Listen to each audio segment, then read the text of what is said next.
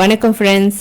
இன்றைக்கி உங்களுக்கு நான் கொத்தமல்லி கருவேப்பிலை புதினா இலை சேர்த்து ஒரு பிரமாதமான சட்னி ரெசிபி செஞ்சு காமிக்க போகிறேன். அம்மா ரொம்பவே சூப்பராக இந்த ரெசிபி செய்வாங்க. இட்லி தோசையோட ரொம்பவே நல்லாயிருக்கும். எஸ்பெஷலி இந்த பொங்கலோட ரொம்ப நல்லாயிருக்கும் இந்த சட்னி. ஃபஸ்ட்டு இந்த கருவேப்பிலெல்லாம் உருவி எடுத்துருக்கோங்க. எல்லாமே க்ளீன் பண்ண போகிறோம். கருவேப்பிலை, கொத்தமல்லி, புதினா எல்லாம் க்ளீன் பண்ண போகிறோம். பிக்னஸ்க்கு முதல்லேருந்தே நான் செஞ்சு காமிக்கிறேன். இந்த காம்பெல்லாம் யூஸ் பண்ணக்கூடாது கருவேப்பிலையில். நம்ம ரசம் சூப்பெல்லாம் பண்ணுறதுனா இந்த காம்பு அதில் சேர்த்துக்கலாம். ஸோ இந்த ரசத்துக்கு நாங்கள் அந்த கொத்தமல்லி காம்பு யூஸ் பண்ணிக்குவோம். சூப்பெல்லாம் செய்கிறதா இருந்தால் இந்த புதினா காம்பு கொஞ்சம் சேர்த்துக்குவோம். ரசத்தில் அந்த கருவேப்பிலை காம்பை இடித்து போட்டுக்கலாம். ஸோ எதுவுமே வேஸ்ட் ஆகாது. இப்போ பார்த்திங்கன்னா புதினா இலைலாம் கிள்ளிகிட்ருக்காங்க. எல்லாமே சுத்தம் பண்ணி நல்லா தண்ணியில் 3-4 முறை அலம்பணும். ஏன்னா மண் நிறைய இருக்கும். ஸோ ரொம்பவே க்ளீனாக நீங்கள் அலசி எடுத்து அதுக்கு பிறகு நீங்கள் சட்னி செய்யணும்.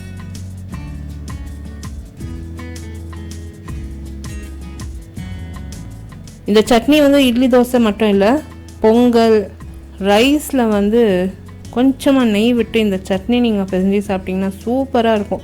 எந்த விதமான சாம்பார், தால், ரசம் எதுவுமே தேவையில்லை, அவ்வளோ நல்லாயிருக்கும். ஒரு 2 வத்தல் வறுத்து வச்சு ஜஸ்ட் இந்த சட்னி சாதம் நீங்கள் சாப்பிட்டிங்கன்னா ரொம்ப நல்லாயிருக்கும். அது மட்டும் இல்லை, ப்ரெட்டில் கூட நம்ம இந்த சட்னியை பூசி நம்ம சாப்பிட்லாம், சப்பாத்தியில் பூசி சாப்பிட்லாம், ரொம்பவே நல்லாயிருக்கும். ஸோ ஒரு வர்சிட்டல் ரெசிபி இந்த மாதிரி நீங்கள் செஞ்சு வச்சுக்கிட்டிங்கன்னா 3 நாள் வரைக்கும் இந்த சட்னி நல்லா ஸ்டோர் ஆகும் ஃப்ரிட்ஜில். நீங்கள் ஃப்ரீசரில் கூட ஃப்ரீஸ் பண்ணலாம். இந்த சட்னி 1 வீக்குக்கு ஃப்ரீஸ் பண்ணலாம், ரொம்ப நல்லாயிருக்கும். ஸோ அதிகமாக நம்ம கொத்தமல்லி புதினாலாம் வாங்கிட்டோம்னா அந்நேரத்துக்கு இந்த மாதிரி சட்னி நம்ம செஞ்சுக்கலாம். நாங்கள் 2 பாகம் புதினா எடுத்திருக்கோம். அதுக்கு 1 பாகம் கருவேப்பிலை, 1 பாகம் கொத்தமல்லி எடுத்திருக்கோம். எல்லாமே நல்லா அலம்பிட்டோம். மண்ணெல்லாம் இருக்கக்கூடாது, சுத்தமாக அலம்பிடுங்க. நல்லா க்ளீனாக ஒரு 3-4 முறை அலம்பிடுங்க. இப்போ இந்த மாதிரி நல்லா அலம்பிட்ட பிற்பாடு எடுத்து ஒரு ஜல்லடை பாத்திரத்தில் இந்த கீரைலாம் சேர்த்து தண்ணியெல்லாம் வடிய விட்டுடுங்க. அது பிறகு நம்ம அரியணும். ஜஸ்ட் ஒரு ரஃப் சாப் பண்ணணும்.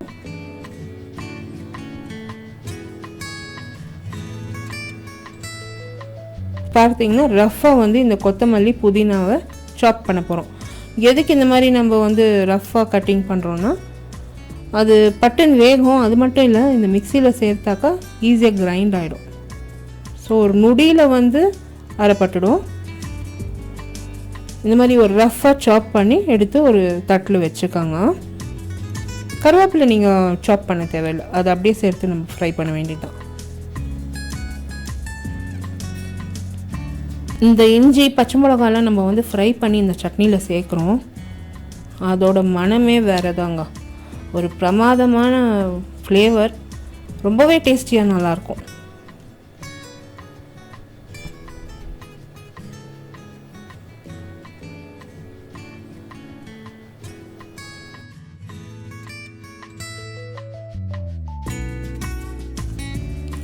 இப்போ பார்த்திங்கன்னா இந்த தேங்காய் கூட இந்த பொட்டெல்லாம் சீவி எடுக்கிறோம். சின்ன சின்ன பீசஸாக கட் பண்ணிக்கிறோம். ஏன்னா மிக்சியில் நம்ம சேர்த்தோம்னா பட்டுன்னு அரைப்பட்டுடும்.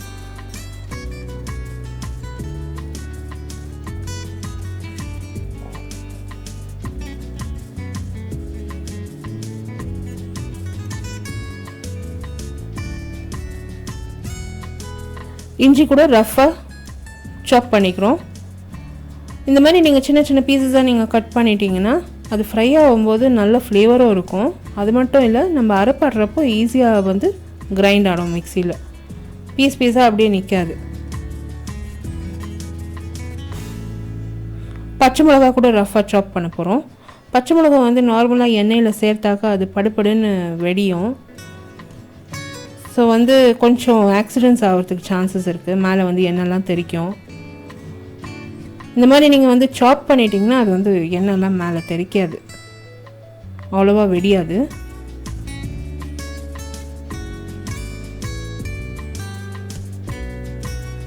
தேங்காய் கூட நல்லா வாஷ் பண்ணிட்டோம். எல்லா இன்க்ரீடியன்ஸும் நல்லா க்ளீன் பண்ணியிருக்கோம். பிகினர்ஸ்க்கு வந்து இது ரொம்பவே ஒரு யூஸ்ஃபுல்லான வீடியோவாக இருக்கும்னு நான் நம்புகிறேன்.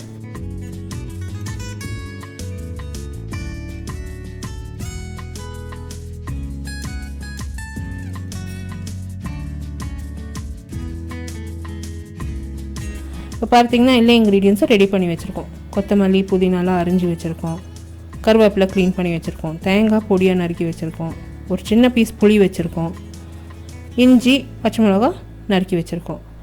தாளிக்கிறதுக்கு பெருங்காயம் தூள், கொஞ்சமாக கடுகு, உளுத்தம்பருப்பு, 2 வற்றல் மிளகா. ரொம்பவே சிம்பிளான ரெசிபி, ஈஸியாக செய்யலாம், நொடியில் செய்யலாம். இப்போ ஃபஸ்ட்டு ஒரு கடாயை ஹீட் பண்ணியிருக்கோம் மிதமான தீயில். அதில் ஒரு 2 டேபிள் ஸ்பூன் அளவுக்கு எண்ணெய் விட்டுருக்கோம். எண்ணெய் நல்லா காயணும். எண்ணெய் நல்லா காஞ்சதும் அதில் வந்து பச்சை மிளகா, இஞ்சி ஃபஸ்ட்டு சேர்த்துக்க போகிறோம். இந்த பச்சை மிளகா அண்ட் இஞ்சியில் வந்து லைட்டாக அந்த பச்சை வடை இருக்கும், அது கொஞ்சம் ரெடியூஸ் ஆகணும். ஸோ ஒரு 5 செகண்ட்ஸ்க்கு ஃப்ரை பண்ணுங்க போதும், அதுக்கு மேலே வேணாம். ஏன்னா அந்த கடாய் இது ஹீட்டே போதும், அது நல்லா அந்த பச்சை வடைலாம் போயிடும். இமீடியட்டாக வந்து இதில் நான் கொத்தமல்லி, புதினா, கருவேப்பிலெல்லாம் க்ளீன் பண்ணி வச்சுருக்கிறத சேர்த்துருக்கேன். ஒரு 30 செகண்டு தான் நம்ம இது ஃப்ரை பண்ணணும், அதுக்கு மேலே ஃப்ரை பண்ணக்கூடாது. அதுக்கு மேலே நீங்கள் ஃப்ரை பண்ணிங்கன்னா ஃப்ளேவர் எல்லாம் போயிடும் புதினாலேருந்து.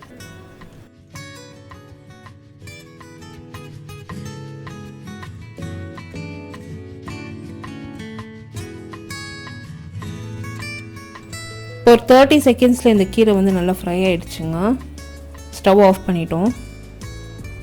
மிக்சியில் வந்து தேங்காய், புளி, உப்பு, அந்த ஃப்ரை பண்ணி வச்சுருக்கிற அந்த இஞ்சி பச்சை மிளகா அந்த கீரையிலேருந்து செப்பரேட் பண்ணி எடுத்து அந்த தேங்காயில் சேர்த்துடுறோம். இந்த தேங்காவை வந்து ஃபஸ்ட்டு குறைப்பாக நம்ம அரைச்சிக்கணும், ஏன்னா அந்த இஞ்சியெல்லாம் அரைப்படணும். இஞ்சி பச்சை மிளகாலாம் நல்லா அரைப்படணும். ஸோ ஃபஸ்ட்டு இந்த தேங்காய், இஞ்சி, பச்சை மிளகாவை கிரைண்ட் பண்ணிக்கலாம். இந்த மாதிரி குறைப்பாக கிரைண்ட் பண்ணிட்டோம். அதுக்கு பிறகு வந்து இதில் நம்ம வதக்கி வச்சுருக்கிற கொத்தமல்லி, கருவேப்பிலை, புதினா எல்லாம் சேர்த்து கொஞ்சமாக தண்ணி சேர்த்து விழுதாக அரைச்சிட்டோம். இப்போ வந்து சட்னி ரெடி ஆகிடுச்சுங்க. இதுக்கு நம்ம தாளிப்பு கொடுத்து சர்வ் பண்ண வேண்டியது தான். ரெசிபி இன் டீட்டெயில் பிளாகில் இருக்குது. பிளாக் லிங்க் வந்து about bar below this video post பண்ணுறேன். அப்படி இல்லைனா I card about this video நீங்கள் கிளிக் பண்ணலாம். ஃபார் ரெகுலர் அப்டேட்ஸ் என்னை வந்து இன்ஸ்டாகிராம், ஃபேஸ்புக் அண்ட் ட்விட்டரில் வந்து லைக் பண்ணி ஃபாலோ பண்ணுங்கள். The same recipe is also posted in YouTube இங்கிலீஷோட லிங்க் கூட about bar below this video post பண்ணுறேன். அப்படி இல்லைனா I card about this video நீங்கள் கிளிக் பண்ணலாம். இப்போ பார்த்தீங்கன்னா நான் வந்து ஒரு சின்ன கடாயை காய வச்சு அதில் எண்ணெய் விட்டு ஒரு 1.5 டேபிள் ஸ்பூன் அளவுக்கு எண்ணெய் விட்டுருக்கோம். அதில் வந்து கடுகு, உளுத்தம்பருப்பு, பெருங்காயம் தூள் சேர்த்துருக்கோம். உளுத்தம்பருப்பு லைட் ப்ரௌன் கலர் வந்ததும் அதில் வந்து வற்றல் மிளகா சேர்த்து சட்னி மேலே நம்ம வந்து டெம்பர் பண்ண வேண்டியது தான். ரொம்பவே ஒரு ஃப்ளேவர்ஃபுல் சட்னி, பொங்கலோட அருமையாக இருக்குங்க. கண்டிப்பாக இந்த ரெசிபி ட்ரை பண்ணுங்கள். உங்களோட காமெண்ட்ஸ் எங்களுக்கு போஸ்ட் பண்ணுங்கள். இந்த வீடியோ ரெசிபி நீங்கள் பார்த்து என்ஜாய் பண்ணிங்கன்னா எனக்கு ஒரு தம்ஸ் அப் கொடுத்து சப்ஸ்கிரைப் பண்ணுங்கள். அடுத்த புதிய ரெசிபியோடு உங்களை திருப்பியும் சந்திக்கும் வரை, this is Vidya Lakshmi. Thank you so much for வாட்சிங் ஃப்ரெண்ட்ஸ். பை.